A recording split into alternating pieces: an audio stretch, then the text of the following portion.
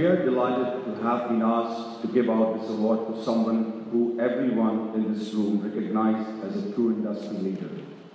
Born in February 1954 in West Australia, our recipient spent her childhood between the Pilbara in northwest Australia, where she lived with her parents, Lang and Hope Hancock, on large sheep and cattle properties in the remote and rugged iron ore region, and boarding school at an Anglican girls' school in Perth.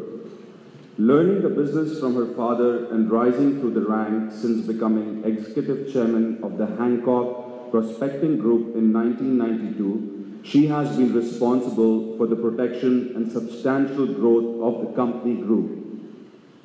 She has also continued to expand the pipeline of future projects for the HPPL group, including the Jacaranda Joint Venture Alliance of 2007, in 2011 and 2012 entering joint venture interests in extensive prospective coal tenements in Queensland. However, the focus of her efforts and investments since becoming executive chairman has been on Hope Downs, taking these tenements from a status of temporary titles to state agreement, then undertaking extensive expenditure and exploration and studies of them and undergoing an enormous approval process to building 3 mines and related facilities, Hope North, which commenced in 2007, Hope South, which commenced in 2008, and the nearing completion Hope 4 mine. This being in conjunction with the JV partner Rio Tinto Iron since July 2005. After the first mine was built at Hope North and the second under construction Hope South, this recipient increased expenditure and effort on Roy Hill. In addition, across the other side of Australia and Queensland, she has spread her efforts into the coal tenements in Galilee Basin and secured a rail corridor in port area critical for the 3 projects, and after further exploration, completed pre-feasibility and feasibility studies and progressed the lengthy approval process and secured a lease of land adjacent to the airport for the necessary supporting infrastructure. In 2010, she invested in and opened the first mine pit in Galilee, and in 2011 sent the first coal from the Galilee by ship to Asia. By 2011, this small company, chaired by a West Australian woman, had more world-class projects at this stage of development than even some of the world's largest mining houses, and had a 3rd major iron ore mine under construction with its partner RTIO. In 2012, HPPL secured Asian steel mills and Asian companies into Roy Hill, again without the assistance of investment banks, just with its small executive team. Recent years have also seen our Lifetime Achievement recipient become increasingly concerned about Australia's high costs, especially for industries, and has turned her mind to vision and policies as to how Australia can cope with and best prepare itself to address these problems. She is founder of Australian for North Development and Economic Vision, on which executive she serves and chairs. She has been honored with numerous awards recognizing her significant endeavors, risk-taking and investment in Australia, including in the last year alone, the Brand Laureate Woman of the Year, Brand Icon Leadership Award, Asia Pacific Brands Foundation, the Order of Merit by the Australian Olympic Committee, the 2014 Chairman of the Year Award, CEO Magazine, the 2014 Best Company for Leadership in the IAIR Awards, the 2014 Finance Asia Best Project Finance Deal of the Year Award for Roy Hill. To present this award, I would like to welcome Mr. Jeff Lau, CEO of Generalized Resources, to the stage. Now, can you please give a warm round of applause for this year's Asian Lifetime Achievement winner, who is, of course, Ms. Rinehart.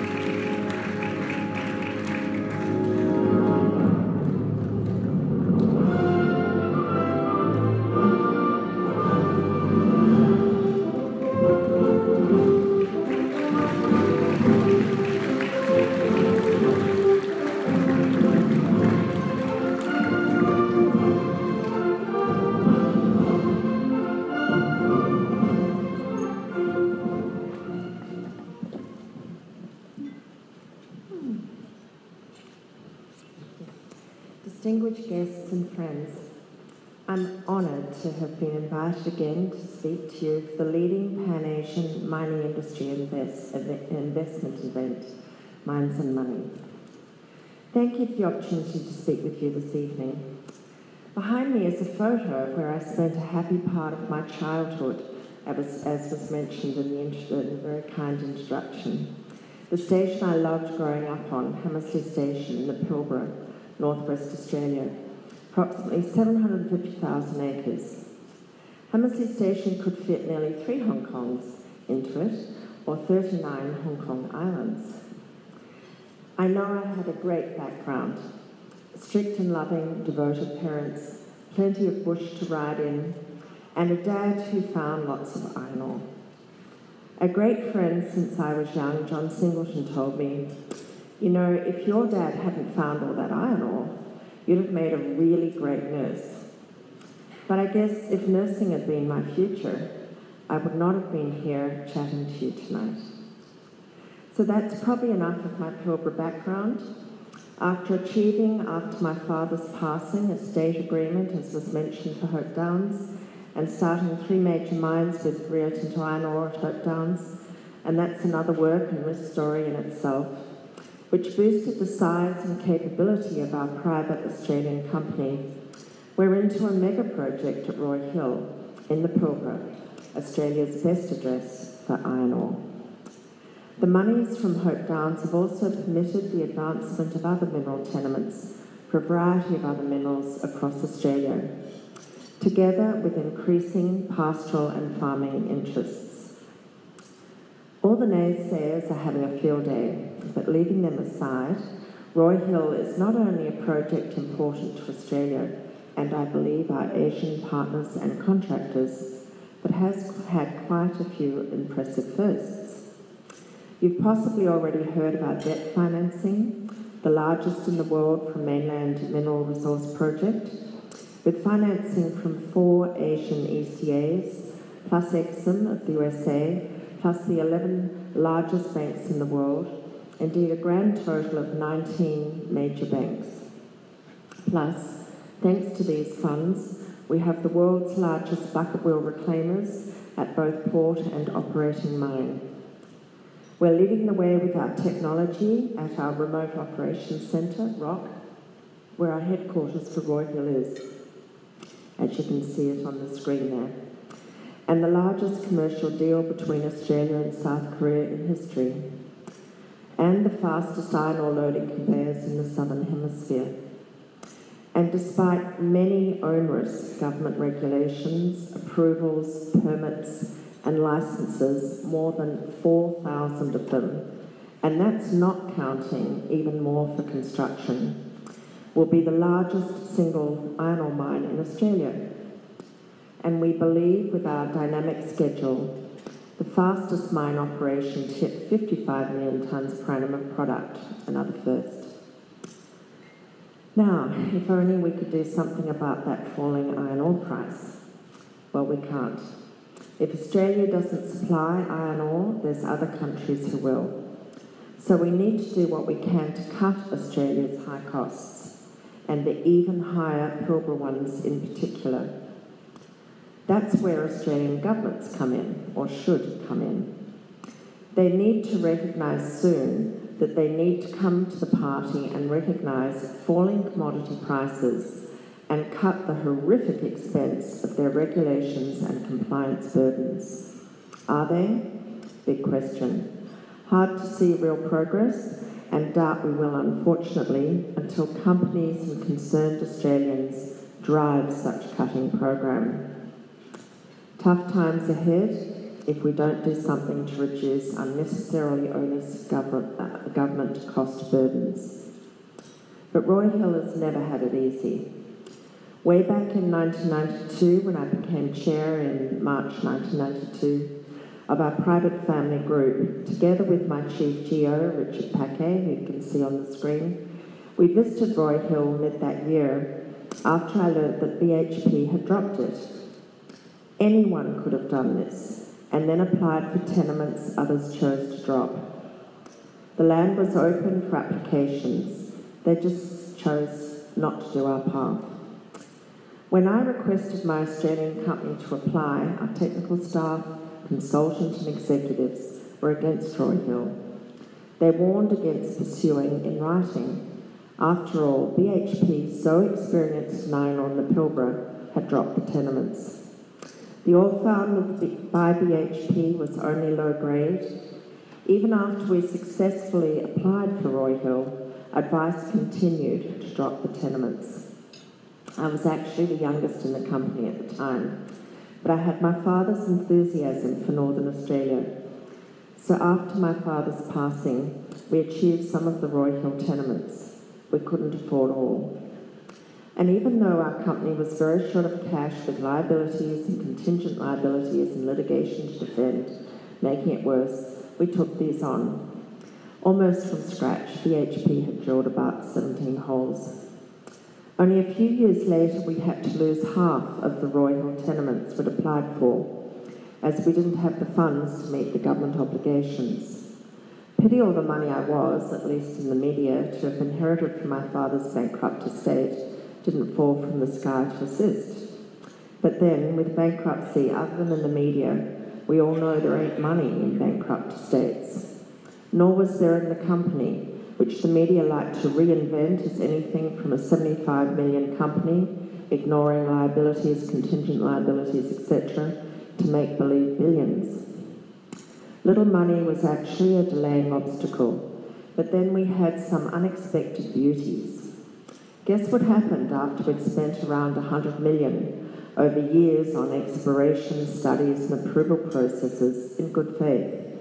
A hell of a lot of money for us in those days, pre our first Hope Downs mine bringing revenue. A then WA government decided we'd lose 3 port berths we wrongly believed would be for Roy Hill, so we were landlocked, with nowhere to ship our ore and lots of our money out the door. This unexpected beauty lasted until after the next government came in. And that wasn't the last of the unexpected beauties for Roy Hill. But today we're more than 76% complete, as Tad said, and much to the upset of the naysayers, on budget and not behind schedule. Quite rare for major projects in high-cost, declining productivity Australia. And more than 7 million tonnes of high-grade ore is now on our stockpile. I'd like to show you some time-lapse videos, because I always believe pictures show a lot more than my words. The Wharf Module time-lapse.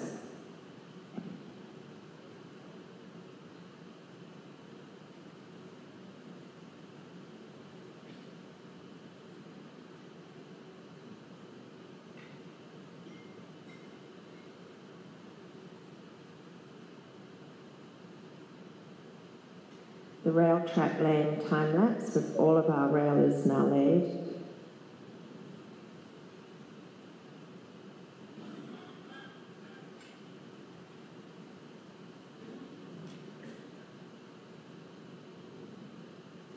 Mine processing plant construction.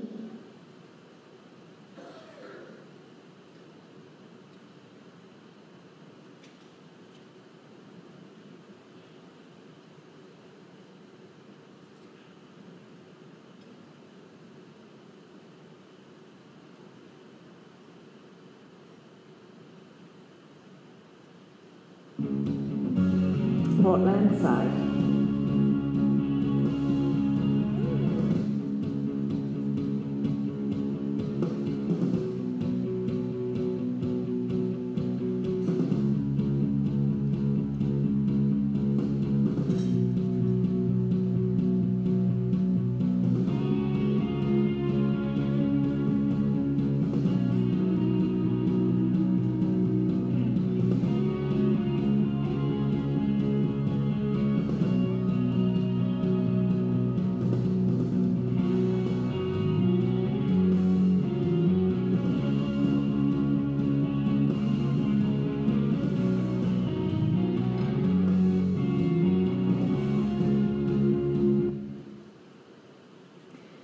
So now, as we watch the Roy Hill mine, maybe we should be considering, how does Australia achieve the next doable mega project after Roy Hill.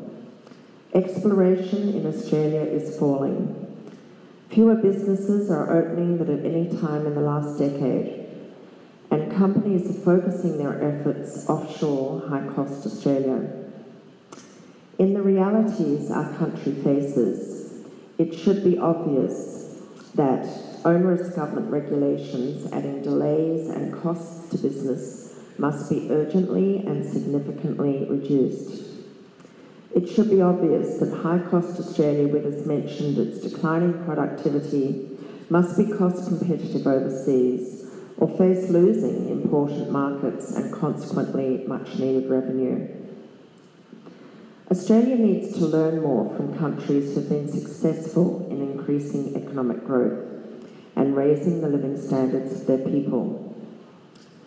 I would like to very warmly thank my Executive Director, Tadwa Trova, our Roy Hill team, our fantastic partners, Marubeni, POSCO and China Steel Corp, NAB and Bank National de Paribas, each of the debt funders, our contractors, Samsung and subcontractors, equipment suppliers, such as you see on the screen right now, Dalian, and each member of the 25,000 employees who have contributed to this project in recent years, plus the many tens of thousands of people who have contributed indirectly, and the 200 companies who have contributed to bring to fruition a mega project our country needs. And to thank the event organisers for the great privilege of this Lifetime Achievement Award, which award touches me deeply. And thank you most sincerely, and of course will be shared with Tad and my exceptionally hard-working, very small executive team. Thank you especially for your organisation's enthusiastic support of one of the world's most important industries, the mining industry. Very best wishes for your future, and if any of you are in Australia, November the 22nd, please come to Australia's Mining and Related Industries Day, which this year will be held at Port Hedland. Let's celebrate the mining and related industries and what they contribute to our standards of living, and let's encourage the Australian government to urgently cut red tape. Thank you.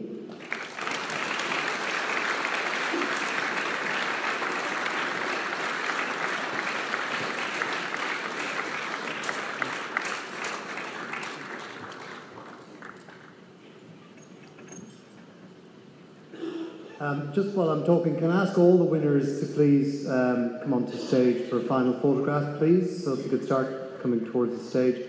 Thank you, Mr. Rinehart. That was a wonderful, wonderful address, and an absolute pleasure to have you here to receive the award. I did want to just mention, bringing it down to a very micro level, that whilst we go about our business in Ascomont in Perth, and particularly with our journalists, and Christy Batten's here from miningnews.net, a lot of the feedback we get is whether it's the little guy in Balcata making widgets, or it's the recruiter in Subiaco, or whether it's the high visibility FIFO worker, is a lot of the constant feedback we receive is thank God for Roy Hill. So Mr. Rinehart, thank you very much for everything you've done for the Australian economy. I think, ladies and gentlemen, another round of applause, please.